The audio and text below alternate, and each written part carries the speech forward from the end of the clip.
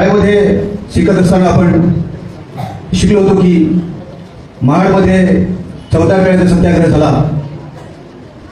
मी पहिल्यांदाच या शहरामध्ये आलो, यापूर्वी आलो नव्हतो. आणि खरं म्हणजे आपण सर्वच आपले नेतृत्व त्या 14 वेळेला भेट दिली. म्हणजे आपण असं विचार करतो की त्यावेळेस पाणी सुद्धा पिण्यासाठी बंदी होती. म्हणजे किती भयानक ही गोष्ट आहे की पाणी पुरत नव्हतं आपल्याला. त्याच वेळेस 1930 नाशिक शहरामध्ये पंचवटी परिसरामध्ये काळाराम मंदिर या ठिकाणी सुद्धा दलितांना आणि गोरगरीब जनतेला मंदिरामध्ये प्रवेश होता, तो त्या ठिकाणी सुद्धा सत्याग्रह झाला. हे ऐतिहासिक सत्याग्रह त्यावेळी झाले. कॉम्रेड अशोक ढवळे आमच्या जिल्ह्यामध्ये कधी मार्गदर्शन करत असताना कुठेही तर त्यांच्या भाषणामध्ये नेहमी कॉम्रेड RP मोरे यांचं नाव हे प्रत्येक वेळेस त्यांचं यायचं. आणि खरं म्हणजे ह्या 14 वेळेच्या सत्याग्रहाचे खरे शिल्पकार हे कॉम्रेड RP मोरे हे होते. काही वाचनामध्ये किंवा सत्याग्रह करताना पोलिसांची दडपशाही, किती संघर्ष त्यांना करावा लागला. आणि कॉम्रेड हे सांगायचे आम्हाला.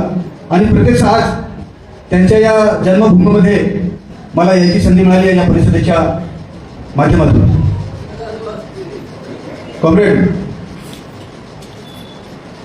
शामरावांनी इथे उल्लेख झाला, मागील वक्त्यांनी जेव्हा त्यांचं मनोगत व्यक्त करताना उल्लेख झाला की डॉक्टर बाबासाहेब आंबेडकरांबरोबर कॉम्रेड शामराव परुळकरांनी या भागामध्ये काम केलेलं आहे. खोत पद्धती विरोधामध्ये त्यांनी संघर्ष केलेला आहे. आणि त्यानंतर 1945 आणि टिटवाळ्याला जी सभा झाली किसान सभेची, पालघर ठाणे पालघर जिल्ह्याचा इतिहास मला माहिती आहे, काही पुस्तकाच्या माध्यमातून आपल्यापर्यंत तो पोहोचलेला आहे. आपण ज्या तो वाचला तर त्यावेळेस जी दडपशाही त्या ठिकाणी होती की मुंबईपासून 100 किलोमीटरवर एका धाब्यावर राहणारा म्हणजे पालघर जिल्ह्यातला राहणारा आदिवासी समुदाय हा जनावरांपेक्षा पण वाईट परिस्थितीची होती. आणि त्यावेळेस शामरावांनी त्या भागामध्ये गोदुदारी शामरावांनी किसान सभेच्या माध्यमातून या आदिवासी माणसाला जागा दिला. आणि कॉम्रेड शामरावांनी त्यावेळेसचे दिलेले विचार, आमचे जे पूर्वज होते अशिक्षित होते, तर त्यांनी मार्क्सवाद आणि लेनिनवादाने एवढे प्रखर आणि असे प्रेरित केलेले कार्यकर्ते त्यावेळेस होते. जबरदस्त संघर्ष झाला. आणि त्याचा वारसा घेऊन आमच्यासारखी आजची ही तरुण पिढी पुढे घेऊन जात आहे. शामरावांनी ह्या भागात पण काम केलं आणि ठाणे पालघर जिल्ह्यामध्ये काम केलं. ती चळवळ आज त्या ठिकाणी त्यावेळेच्या कार्यकर्त्यांनी जी सुरू केली ती आज मी टिकून ठेवलेली आहे. कॉम्रेड जास्त वेळ घेणार नाही, परंतु ज्या सभागृहामध्ये एक नागपुरातून आदर्श त्यांची पहिली टर्म आहे, काँग्रेसमधून निवडून आलेले आमदार आहेत, नाव मी विसरलो होता, माझ्या मोबाईलमध्ये शोधलेलं आहे, ते मला येऊन भेटले सभागृहातच आणि मला म्हणाले की निकोले तुम्हाला भेटण्याची खूप इच्छा होती, लॉबीमध्ये पण तुम्ही फारसे थांबत नाही. म्हटलं मी लॉबीमध्ये थांबत नाही, सर्व BJP लोक तिथे बसलेले असते, मला काही लोक आवडत नाही, मी सगळं निघून जातो माझ्या ऑफिसमध्ये. सभागृहात माझ्यावर बसले आणि म्हणाले की निकोले म्हणे हे काय चाललं. म्हटलं हे आम्हाला माहिती आहे काय चाललेलं आहे, तुमचे आमदार काय करतात. मी त्यांना सांगितलं की जवळजवळ आदिवासी समाजाचे 25 आमदार आहेत. ते म्हणाले दलित समाजाचे पण 20च्या वरती आहेत. आणि आपण जर एकत्र झालं तर जवळजवळ 55 ते 60च्या आसपास आपण आमदार आहोत. आपण जर ठरवलं तरी सरकारला आपण वेटिंग देऊ शकतो, पण ते होत नाही. मी आता या महाड शहरामध्ये आल्यानंतर जेव्हा आपण गेलो कॉम्रेड, तर तिथे मोठमोठे बॅनर पाहिले, मला दुःख झालं. मोठे मोठे बॅनर पाहिले या आमदारांचे, या मंत्र्यांचे. जेव्हा सभागृहामध्ये अध्यक्ष महोदय जेव्हा येतात, जेव्हा एंट्री करतात, तेव्हा सर्व आमदार आपापल्या परीने कोणी जय महाराष्ट्र म्हणतो, जय महाराष्ट्र आपण म्हणतोच, परंतु हे सर्व जय श्रीरामचे नारे देतात. आणि इथे तुम्ही मोठमोठे बॅनर लावता. तो आपणच म्हणाला ना की बगल में मुंह में राम और बगल में छुरी. म्हणजे त्यावेळेस बाबासाहेबांनी तो स्तंभ पण मी पाहिला. म्हणजे आज बरंच काही शिकलो मी घेऊन. आणि तो स्तंभ पाहिला, मनुस्मृतीचे दहन झालं या ठिकाणी. त्या काळात आज ह्यांची किती मक्तेदारांची किती हुकुमशाही झालेले आहेत, त्यावेळेस त्याच्यापेक्षा दुप्पट असेल. अशा वेळेस डॉक्टर बाबासाहेब आंबेडकरांनी आणि कॉम्रेड आर. मोरे आणि इतर सहकाऱ्यांनी ही हिंमत केली की मनुस्मृती जाळली.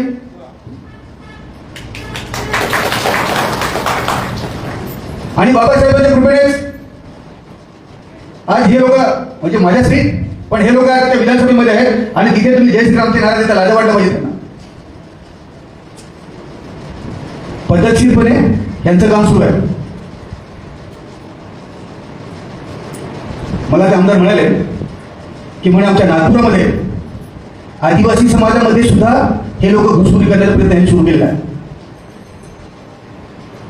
आणि आपल्यासारखे यांचे मोर्चे नसतात, यांचा एक एक व्यक्ती खाली जातो, गावात जातो, तो घरापर्यंत जातो, चुलीपर्यंत जातो. याच्यावर बारकाईने लक्ष ठेवावं लागेल. कामगार, शेतकरी, डावी चळवळ आपण घेऊन जातो समाजामध्ये. कॉम्रेड कार्ल मार्क्स, लेनिन आणि डॉक्टर बाबासाहेब आंबेडकरांचे विचार ह्या पृथ्वीवर, ह्या आकाशाच्या खाली कोणताही सजीव ना करू शकत नाही विचार. एवढे विचार आपल्याकडे मजबूत आहे. मग आपण का कमी पडतो, कुठे कमी पडतो, याचं पण आपल्याला विश्लेषण करावं लागेल. ते म्हणाले की आमच्या नागपुरामध्ये, म्हणजे तुमच्या पालघरमध्ये, आम्ही सांगितलं आमच्या पालघरमध्ये आम्ही तसे खूप सवय आहोत. आमचे कार्यकर्ते बरेचसे खाली पालघर जिल्ह्यात त्या ठिकाणी आलेले उपस्थित आहेत. आम्ही त्यांना सांगतो तुमच्या गावामध्ये जर एखादा पाहुणा असेल ना, तर त्याच्यावर तुम्ही नजर असली पाहिजे. कुठून आला, कोणाकडून आला आणि कोणाच्या घरी आला, एवढी नजर आपल्याला ठेवली. कोण पाहून आलेला आहे त्याला विचारावं लागेल. आम्ही मुंबईच्या जवळ होतो, मुंबईत जाऊ, आम्ही पालघर जिल्हा मुंबईतच आहे. एक विशेष म्हणजे आम्ही हे सर्व काम करत असताना आमचे आजोबा पंजोबा नाही म्हणत, परंतु आमचे वडील ते काम करतात, डाव्या चळवळीमध्ये काम करतात. कॉम्रेड अशोक मध्ये आमच्या जिल्ह्यातच आहेत. त्यांचं नेहमी मला मार्गदर्शन असतं. आणि खास करून मी या ठिकाणी एवढंच सांगेन की हे कॉम्रेड दोघेही दिल्लीत पॉलिटिकल मेंबर जरी असले तरी सुद्धा युनिटचा सचिव कोण आहे आमच्या जिल्ह्यात, वाड्यामध्ये युनिटचा सचिव कोण आहे, जिल्हा सचिव सोडा, तालुका सोडा, विभाग सोडा, युनिटचा सचिव कोण आहे ते पण त्यांना नाव माहिती का, हा युनिटचा हा सचिव आहे. जर विनोद बघले त्याच्याकडे, त्याचा फोन आला होता. हो कॉम्रेड एवढं बाहेर त्यांच्या आहे. आम्ही, तुम्हाला कल्पना असेल, आत्ताच जानेवारी 19 जानेवारीला एक आमचा पायी मोर्चा निघाला, आपण सर्वांनी पाहिला असेल. 65,000 लोक, जेव्हा कलेक्टर गेला 70,000 लोक जमा झाली. हे सर्व मीडियाने सांगितलं, कारण आपण कधी कधी सांगतो आमचा पायी मोर्चा, आम्ही त्याला असं सांगू कधी, पण पत्रकारांनी सांगितलं, मीडियाने सांगितलं 70,000 लोक आहेत. हा पायी मोर्चा कामगार, शेतकरी, आदिवासी, दलित, अल्पसंख्याक सर्वांचा होता. हा वनपट्ट्याचा जे विषय असला, महसूलचा जरी असला तरी जे वननिवासी आहेत, इतर जे सर्व पारंपरिक सर्वांचा होता. पण त्याला जाणून बुजून वळण देण्याचा प्रयत्न केला की हा फक्त आदिवासींचा मोर्चा आहे.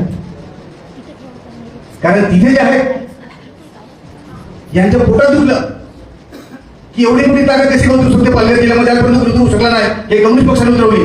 आणि म्हणून काही आमचे आदिवासी संघटक त्यांनी सुद्धा वळण देण्याचा प्रयत्न केला. जय जवाहर, मी त्याला सांगितलं असं नको सांगू, हो जय जवाहर आहे, पण लाल सलाम खान हा कम्युनिस्ट पक्षाच्या डाव्या चळवळीचा मोर्चा आहे, हा एका समाजाचा नाही.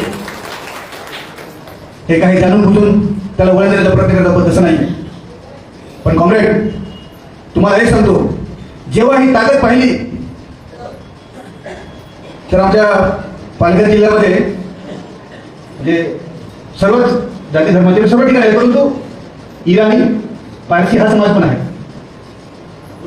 गोलवडला हा, त्यातले 2 इराणीचे आहेत. ते म्हणतो की एमएलए साहेब तुमच्याबरोबर काम करायचं आम्हाला. त्याच्या चिकूच्या बागायतीवर एका भांडवलदाराने अटॅक केला. तो नाही मला आमच्याकडे आला, म्हणे आता तुम्हीच नाही देऊ शकता. त्या शहरामध्ये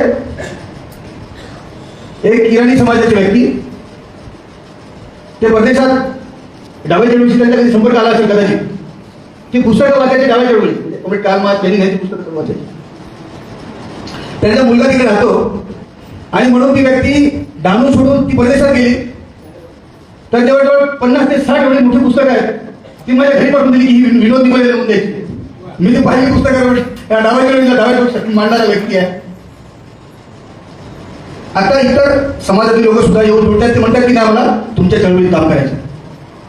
हे का होतं कॉम्रेड? आपल्याला एक राजकीय सांस्कृतिक कार्यक्रम सुद्धा आपल्याला घेऊन जावा लागेल खाली. त्याच्या माध्यमातून आपल्या चळवळी आपल्या लोकांना जोडाव्या लागतील आणि आपली स्वतंत्र ताकद वाढवण्याची सुद्धा आपल्याला आता प्रयत्न केले पाहिजे. आपला प्रत्येक कार्यकर्ता हा आपले मार्क्सवाद, लेनिनवाद आणि डॉक्टर बाबासाहेब आंबेडकरांचे विचार घेऊन तो वेडा झाला पाहिजे. वेड्यासारखं आपल्याला काम करावं लागेल. 50,000 वर्षापूर्वी, आता हे रामराजा होता की नाही आता मला तर काय माहित नाही, कदाचित असेल का नसेल किंवा लिहिलेली कथा असेल, परंतु त्याला अजून हे लोक जिवंत ठेवतायत ना. अजून पण त्याला जिवंत ठेवण्याची व्यवस्था त्यांच्याकडे आहे. पण काल परवा फाशीवर गेले आमचे भगतसिंग, सुखदेव, राजगुरू, अशफाकुल्ला खान, चंद्रशेखर आझाद, सुभाषचंद्र बोस यांना जिवंत ठेवता येईल.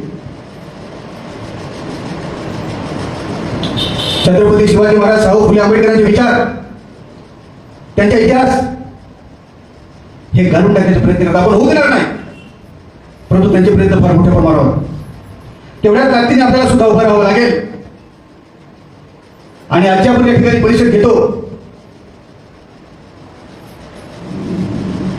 तर या भागामध्ये कॉम्रेड मोरे वगैरे जे आहेतच, सुबोध मोरे कॉम्रेड आहेत, या भागामध्ये आपण आपल्या पक्षाची ताकद कशी वाढवू शकतो हे सुद्धा आपल्याला बघावं लागेल. परवाच्या दिवशी एक बिल आणलं, धर्म स्वातंत्र्य बिल, आणि मला तर जाणून बुजून तिथे त्यांनी प्लॅनिंग केलं त्याला बोलू द्यायचं नाही. हो,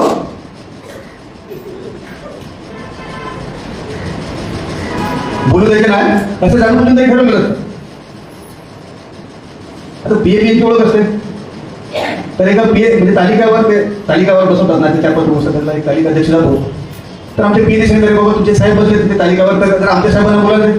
अरे म्हणजे ते तर दुःख नाही की निकोले साहेबांना बोलायचे नाही म्हणजे ह्यांना विरोधात पण तिथे पाहिजे, नको विरोधात बोलणार नको पाहिजे. तरी सुद्धा मी त्या बिलावर बोललो, मला 3 मिनिटं दिली होती, मी बोललो. आणि बाहेर लॉबीतून निघत असताना त्यातले काही आमदार ठरले होते, अरे काय म्हणे निकोले विरोधातच बोलतो. तिकडे जातो तुम्ही आहे ते काय म्हणतात, निकोले म्हणे बोलायला गेले का विरोधातच बोलतो. आता मी विरोधात बोलावं लागेल ना, तुम्ही सर्व निर्णय विरोधात घेता आमच्या, तर विरोधातच बोलावं लागेल मला. म्हणून कॉम्रेड हे सर्व वरून हे सर्व नियोजन आहे, आपल्यावर जरा जास्त आहे, त्याच्या दुपटीने ताकद आपल्याला उभी करावं लागेल या उभ्या महाराष्ट्रामध्ये. कॉम्रेड एवढं बोलून थांबतो. धन्यवाद. इन्क्लाब जिंदाबाद.